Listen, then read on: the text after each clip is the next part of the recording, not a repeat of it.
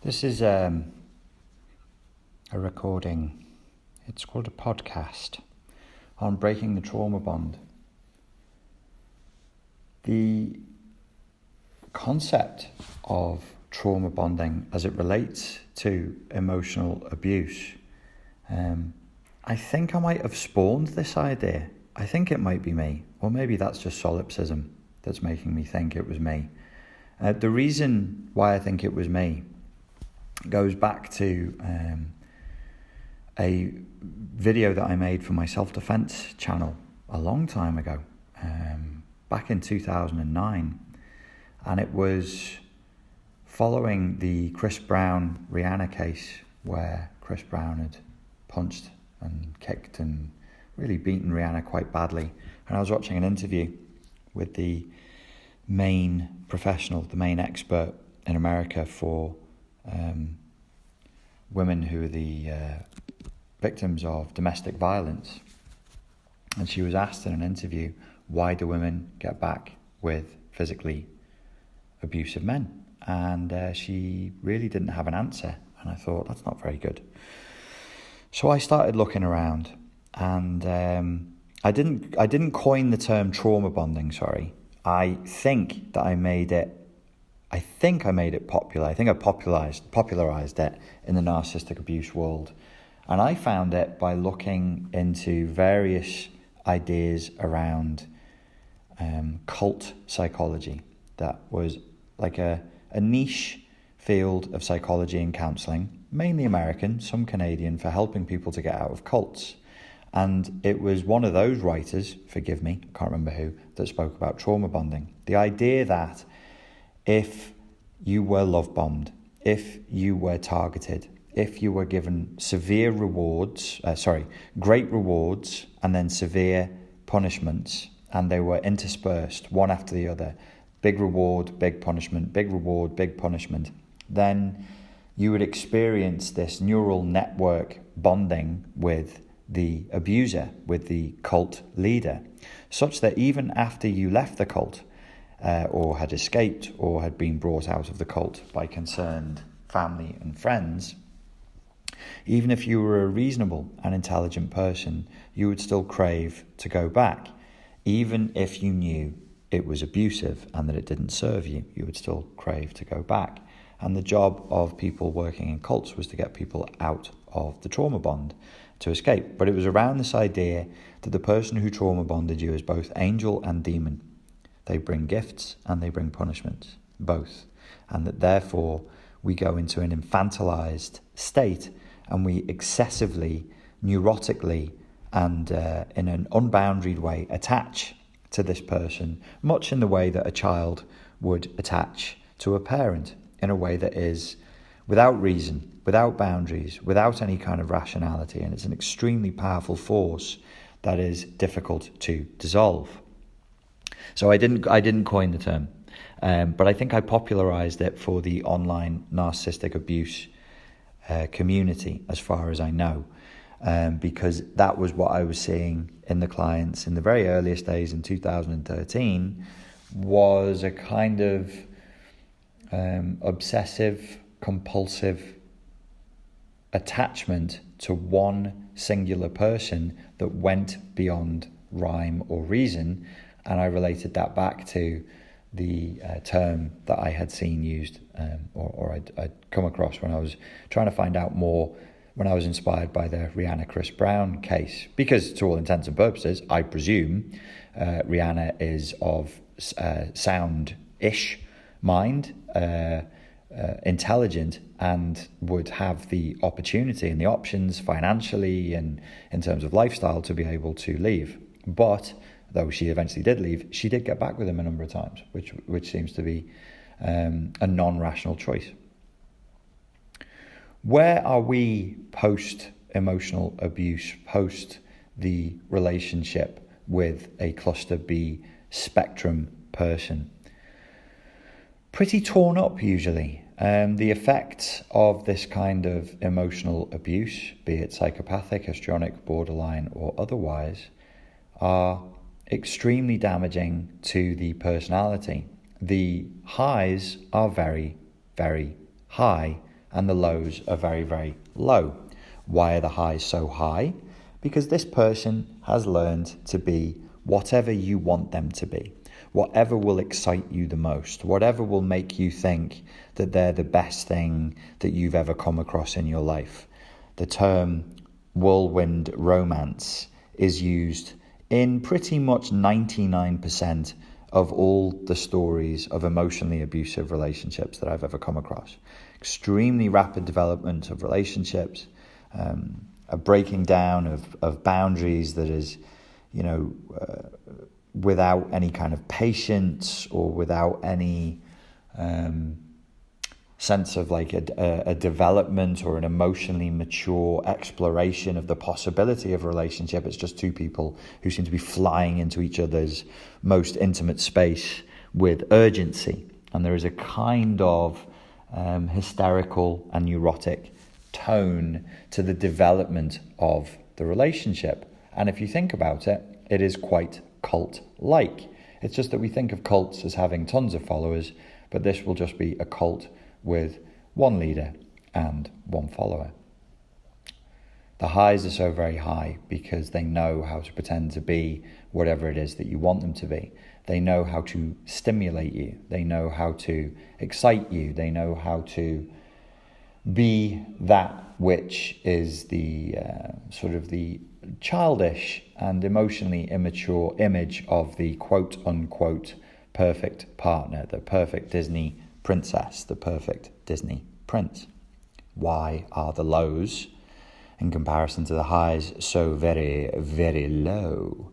Because this type of personality disordered individual wants nothing less than to completely shatter all, and I mean all, of your ego boundaries, all of your sense of self, all of your will, all of your determination, all of your personality, all of what makes you you, until your walls are powdered to dust, so that they can reformulate you in exactly the image that suits them the best.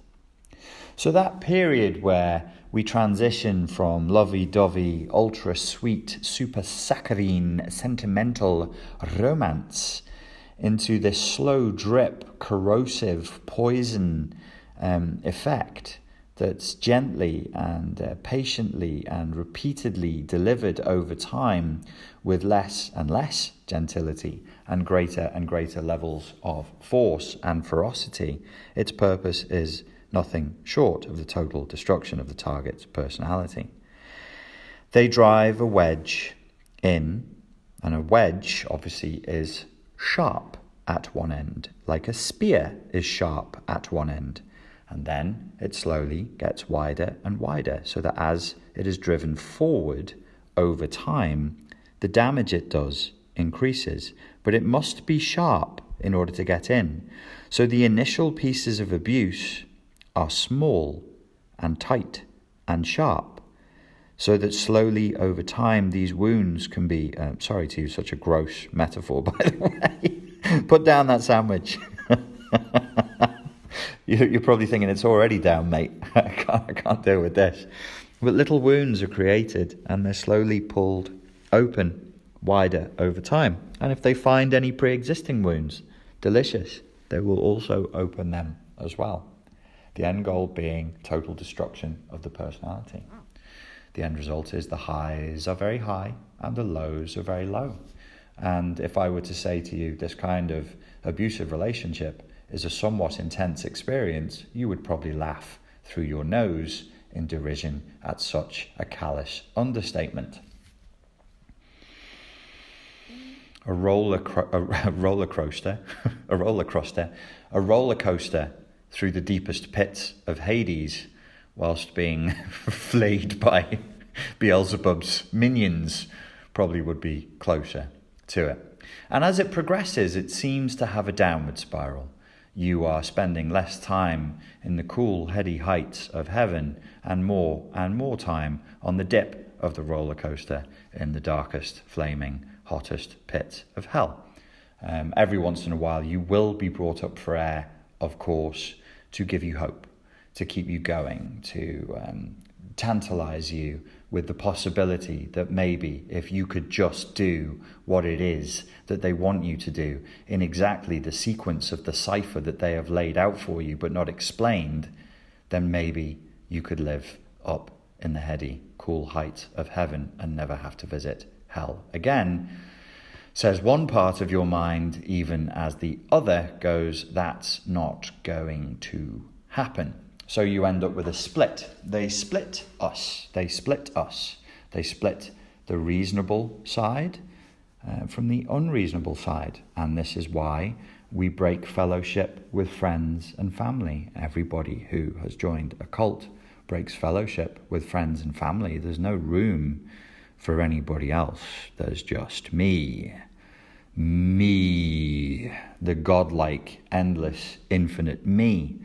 And thou shalt have no other idols before me, because I am a jealous God, and my punishments are severe. And I am a capricious God, which is a further level of stress for the target. As I said, it's a cipher, it's a password, it's a puzzle, it's trying to figure out hieroglyphics, but with no Rosetta Stone. And as soon as it looks like you've nearly figured out what the puzzle is, you've nearly figured out what exact sequence of numbers and letters and behaviors and fawning, worshipful gestures you can punch into the evil computer to stop it torturing you, it of course changes the rules. This leads to massive feelings of despair and helplessness and depression. Yay! It's also very frustrating and does massive amounts of damage to the self-esteem. And then it seems that the human brain, wonderful piece of technological equipment, layered in meat as it is, swimming in its fluid as it is, up in the brain hole, starts to engage in defense mechanisms, infantile defense mechanisms, to defend our poor behavior. What we are doing does not make sense, and we know. So driven by guilt, we come up with excuses and defense mechanisms. We withdraw, not just from friends and family, but we start to withdraw from reality under the assault, under the barrage of this, horde of Urukai that are battering down the boundaries, that are besieging our mental fortress and overwhelming us day by day. We are overrun. The archers have run out of arrows. All the spearmen and spearwomen have broken their shafts and or are dead. And so you retreat from the outer walls to the inner walls. And from the inner walls, when they are overrun by Urukai, we retreat into the inner sanctum, hoping from there to sue for peace, to plead for mercy, to avoid further torture, even though we know that isn't going to happen. There is a logical fallacy that we then go back into, called the sunk cost fallacy. You've already invested this much of your time. You've already humiliated yourself. We have already crawled upon our knees and wept and begged for mercy, which is the horrifying element of, long-term psychological torture, is you have to experience yourself, hear yourself begging and weeping like a child for mercy, knowing, of course, that you will not really receive any, but perhaps you can fawn your way out of this prison, or at least just be tortured less frequently and with less ferocity. And so you layer down, you switch down your hopes. You don't hope. You stop hoping for freedom. You just hope for a slightly nicer prison cell with less rats in it. This is dark. Stay with me. I shall lead you from this place into light. So that's the situation that we face when we're in these kind of relationships. And I've painted such a bleak picture for you because I want you to have compassion for yourself as though you were another person. I want you to have compassion for yourself, but in a cool, detached, and objective way. Imagine everything I just described to you befalling your sister, your brother, your mother, your son. How would you feel if somebody you loved, somebody close to you, was entrapped in such a horrifying psychological maze that had such a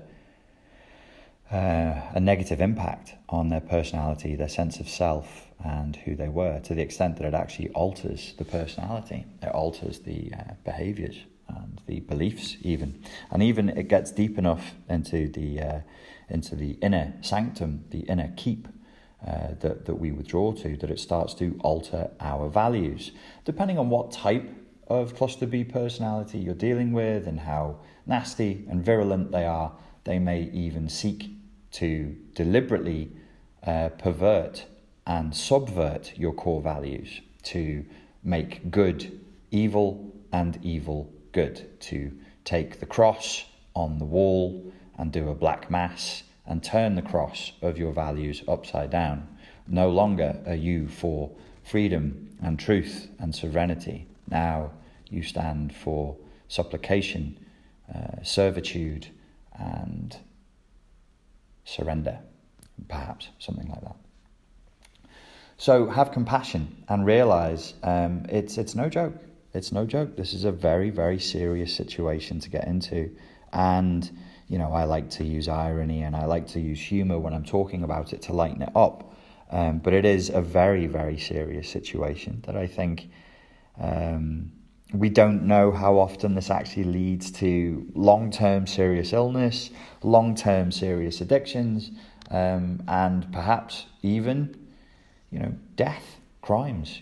Maybe the person targeted goes completely insane and commits murder. Maybe they commit suicide. Maybe they self-harm. Maybe who knows what bad karma comes of these situations. It's a very, very unfortunate situation to get into.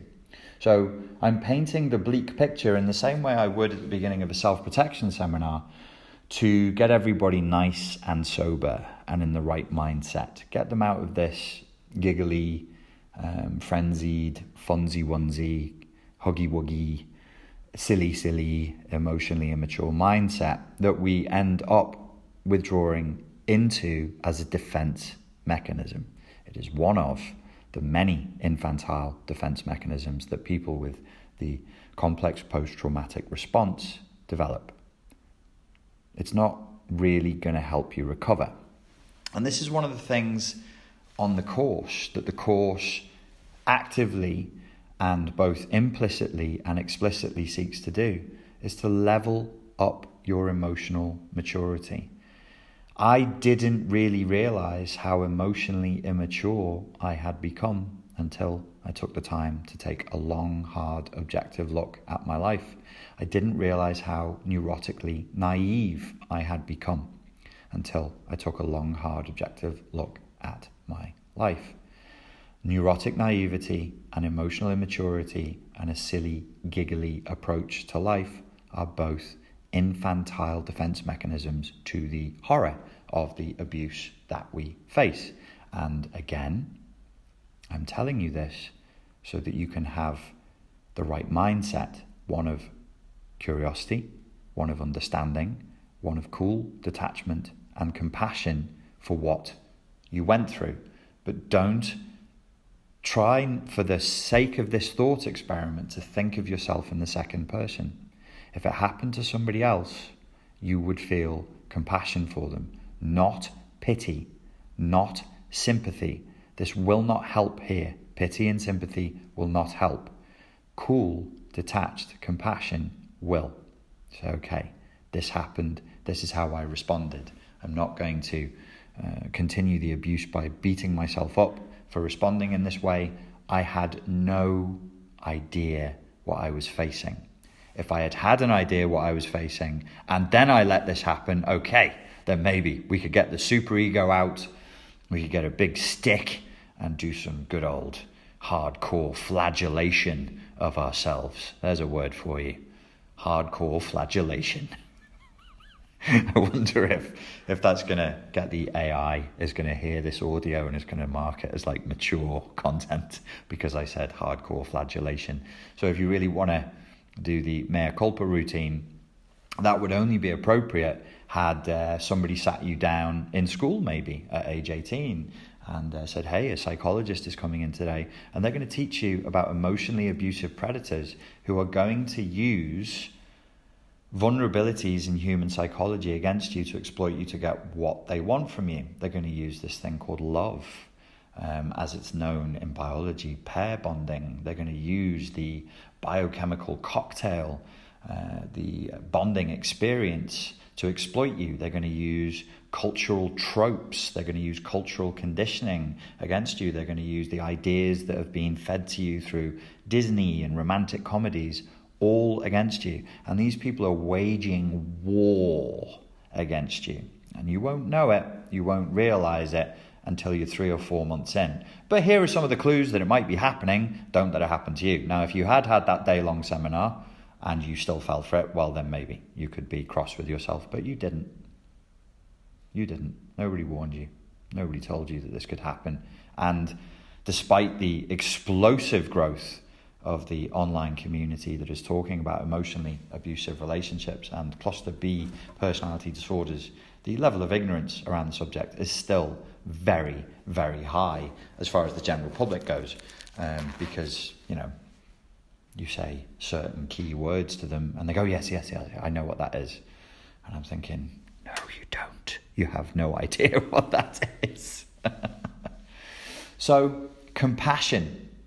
Hugely important part of dissolving the trauma bond. Having cool, detached compassion. The capacity to think critically. The capacity to say, okay, this is what I think happened in the relationship, but I am one person. I'm a singular point of consciousness in this reality, in time and space, and I live in my little reality tunnel because I'm a human being. I'm the human animal, and I don't have the ability to know what it is that I don't know. My consciousness is limited. My experience is limited. I have my beliefs. I have my upbringing. I have my education. I have my ideas about how love and relationships should play out. And maybe there were some gaps there. So there's also humility. So we have self-compassion. We have the humility to admit that we don't know everything that there is to know, and that we were caught in a trap, and that we were besieged. I just remembered it's from Lord of the Rings, where the hordes of Uruk-hai attack. It's the siege of Helm's Deep. That's what I was thinking of. And somewhere along the way, I think I was started going into the realm of Game of Thrones as well. So humility, emotional maturity, compassion. These are key attributes. Now, we get into these in the course, and we find ways of accelerating the process of healing and of dissolving the trauma bond. But you don't need the course. You only need the course if you think the trauma bond is really, really, really in deep, and you've been struggling with it for more than 6 months and you just don't feel like you're making any progress at all. Okay, then you should consider getting the coaching and getting the course that goes with this. But you shouldn't, if that's not the situation, if you have seen, I'm getting better, it's been 6 to 9 months, I'm recovering, then I can give you the key points, the principles rather than, I can't give you the techniques, but I can give you the principles, and you can use them for free, start applying them in your life, and you will see your healing accelerate dramatically.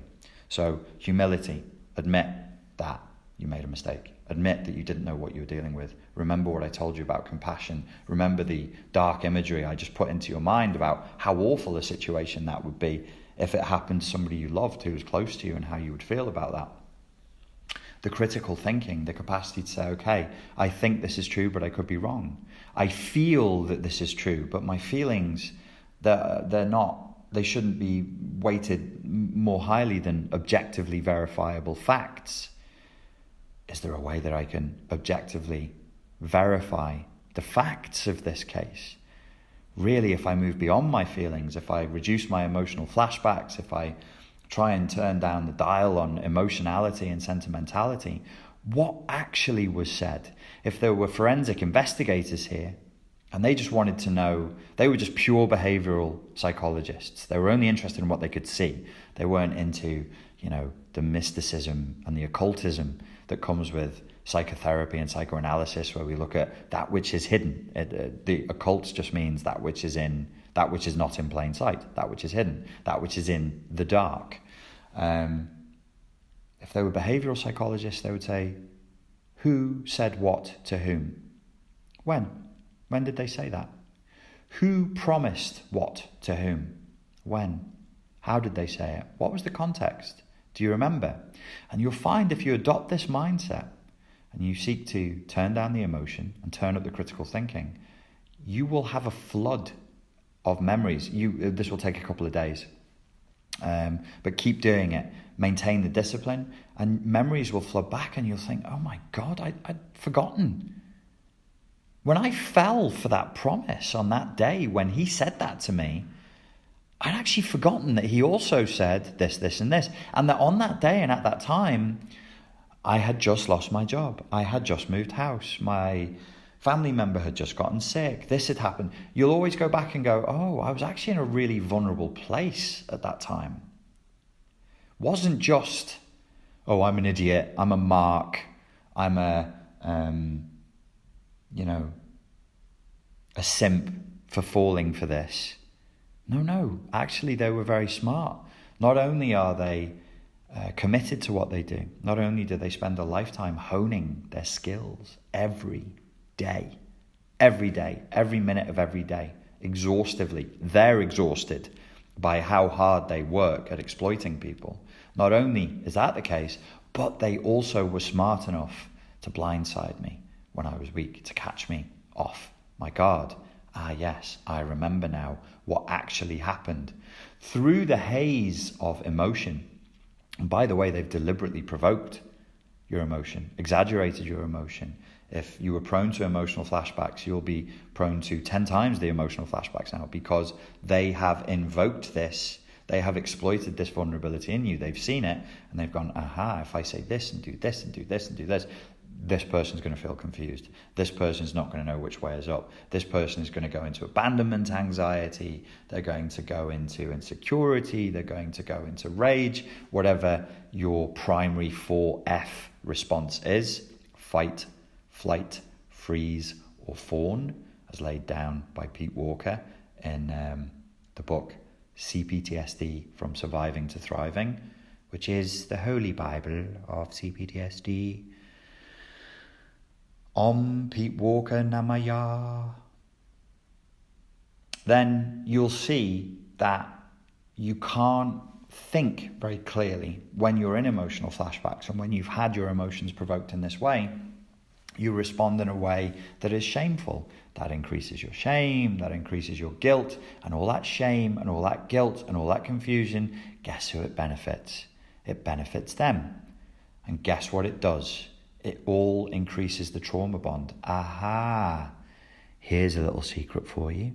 If you can decrease the guilt and the shame, and you can decrease the emotionality around the subject, and increase the critical thinking, increase the compassion, increase the emotional maturity, without any effort whatsoever, you have already weakened that trauma bond.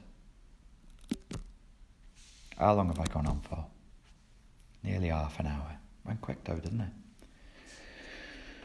The other thing that is important, another key attribute that I'll leave you with in the final minute, is once the critical thinking has increased, and the humility, the compassion, the reason, the capacity to see it for what it is, sense of humour.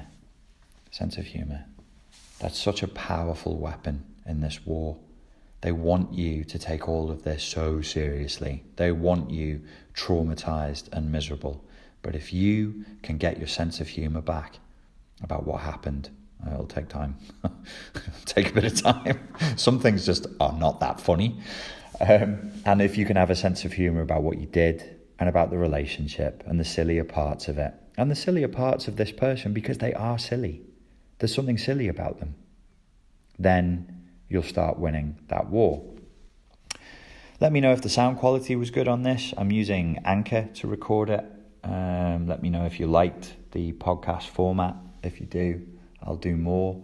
If you do want to get on the Break the Trauma Bond course and learn all of the techniques and the exercises that go with it, you can join up with Coach Terry or Coach Steve via the SpartanLifeCoach.com website. If you just follow the link that says Break the Trauma Bond course, they are taking more clients now. Ladies and gentlemen, as ever, thank you very much for your time and for your attention. And I look forward to speaking to you very soon. Cheers. The podcast you just heard was made using Anchor. Ever thought about making your own podcast? Anchor makes it really easy for anyone to get started. It's a one-stop shop for recording, hosting, and distributing podcasts. Best of all, it's 100% free. Sign up now at anchor.fm/new. That's anchor.fm/new to get started.